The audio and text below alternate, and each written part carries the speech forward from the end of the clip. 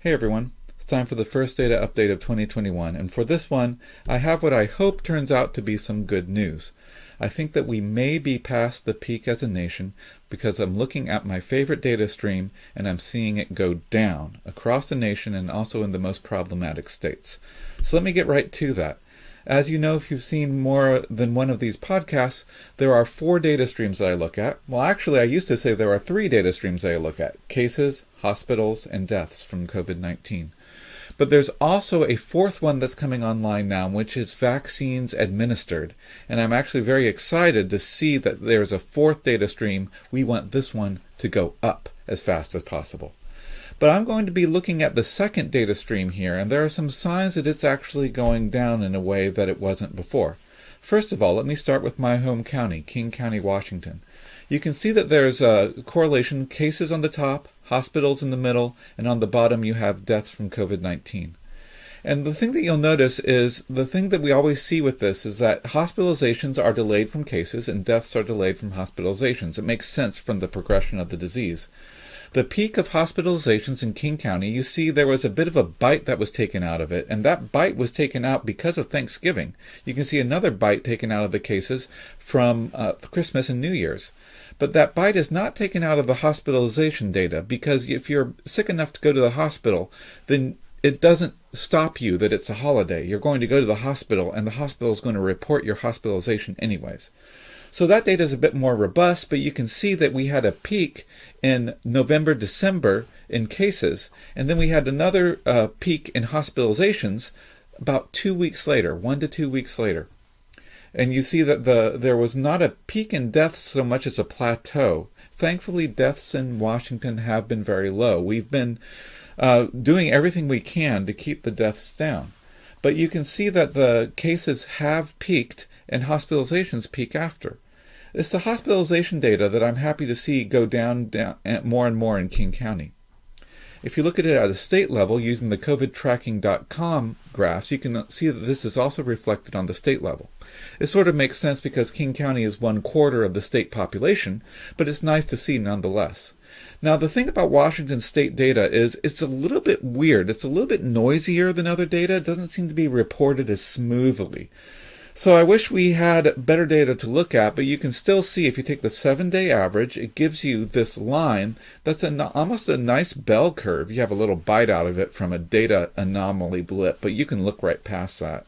And you can see that beyond the day-to-day fluctuations and choppiness, the number of hospitalized patients of COVID filling beds right now is lower than it has been since December 1st.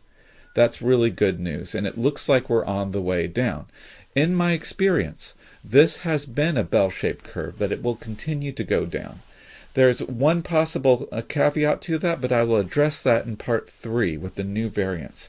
I think it's going to continue. I hope it's going to continue.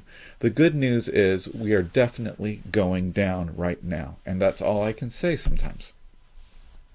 Now, the other thing is I gave a talk about this last Monday. It was part of a class, so I didn't make it public. But I sat in front of the class, it's recorded, and I said to all of them, I think and I hope that I'm not just seeing this in the data, but I'm hoping that the data will start to drop on a national level for the hospitalization metric. Because I showed them this, and you can see that there's there's like a 7-day period that happens to this data where it goes up and down for 7 days, but it was going up and up a little less, up and up a little less for every week for like months that was going on. But then I was noticed something that I had not seen for months. I noticed that the 7-day average was actually above the 1-day reported hospitalization of patients, all patients as a nation. And I noticed that that had not happened before in my memory in the last couple months, and so I hope that was a sign that things were going down.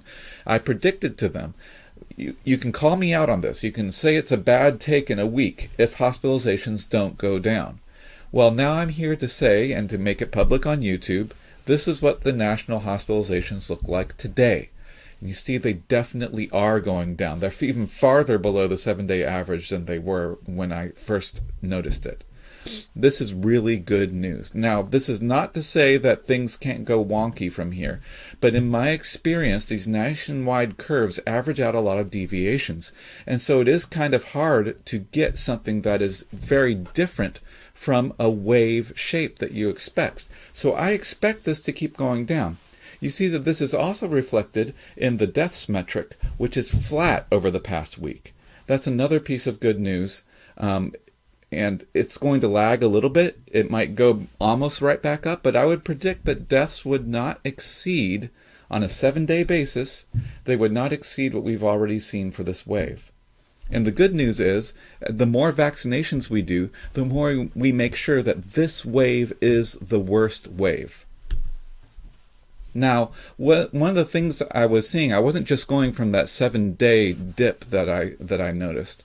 I was also seeing a pattern that I had seen before, because I've been watching this thing closely basically since the beginning. So why we've got all these data updates. Go back to my July data updates, and you'll see me saying, Florida's going up, but I hope they're about to turn it around. And then they turned it around. In November, in the Great Plains states, I said they're going up, but I titled my last data update, Hope for the Great Plains states, because I saw some signs in the data that they were about to go down. And these are the same signs I saw in California's data a week ago. And then for the third time it went down. So I think that I think that this is something that is robust and likely to continue. Nothing I say is a guarantee.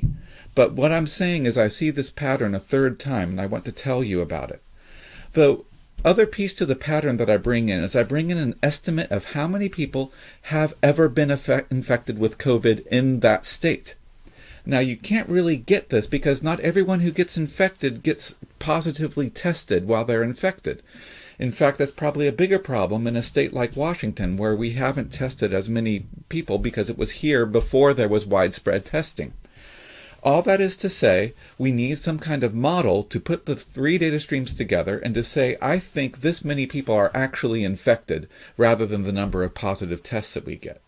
The person that I've seen proved again and again to be reliable in this prediction and this model is Youyang's C19 Pro model. This is the website where you can go.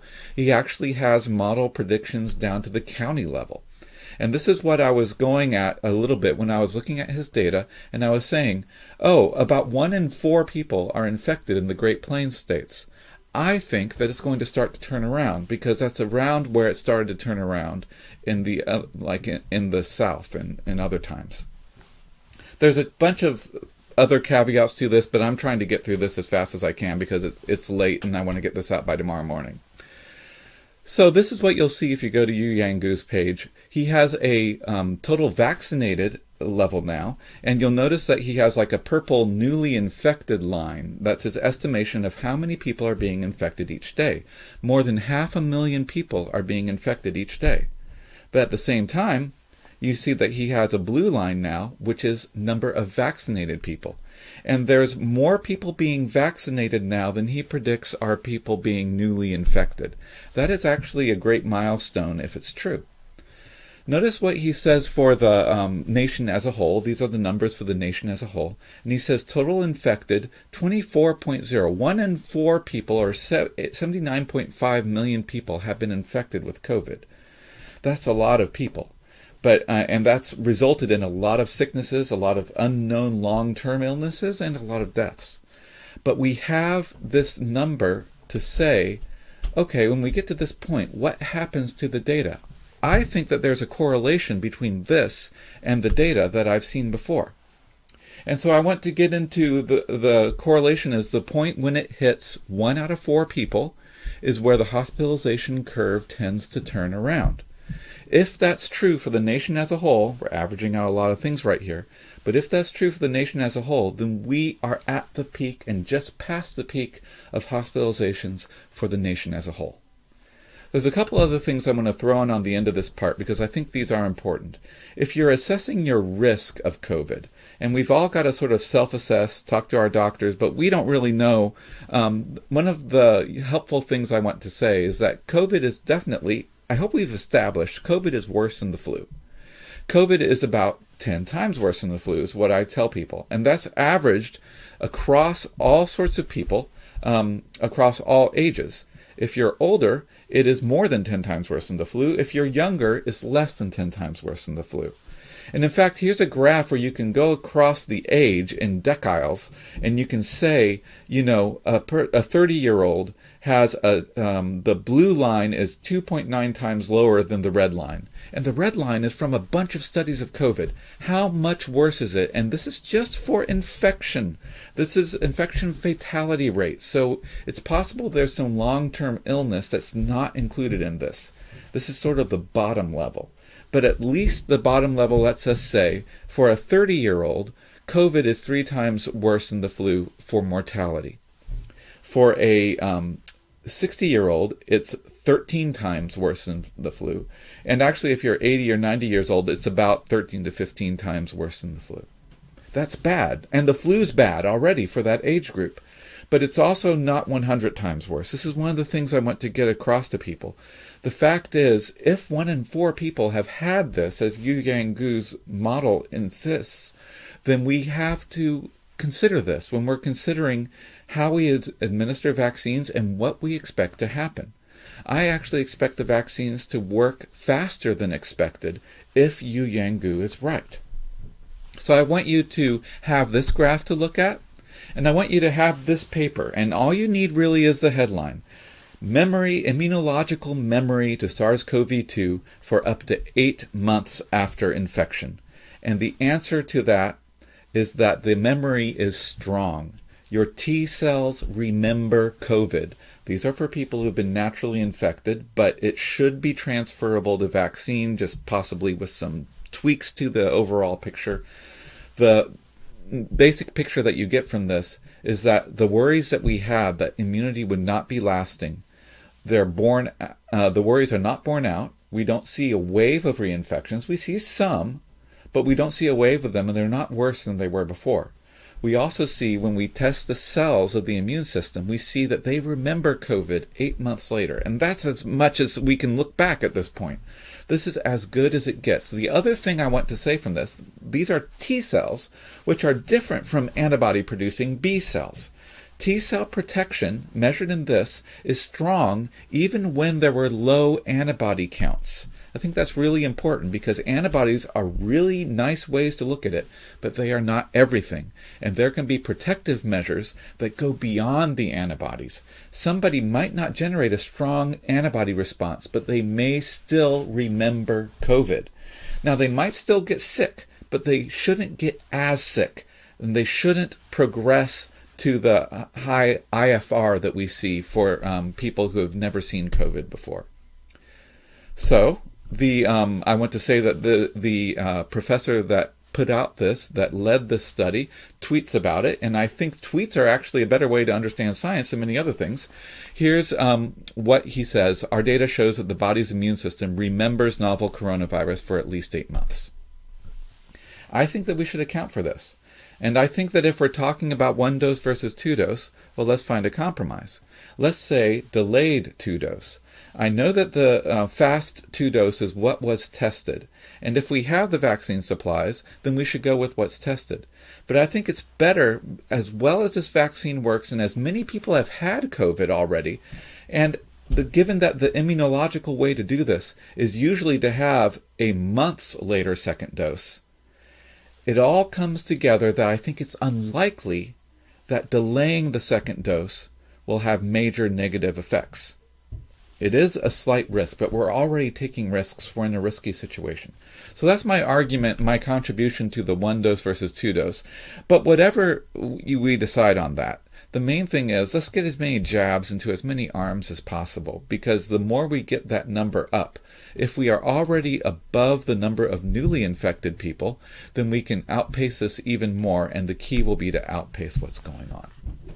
So that is part 1 of my updates tonight.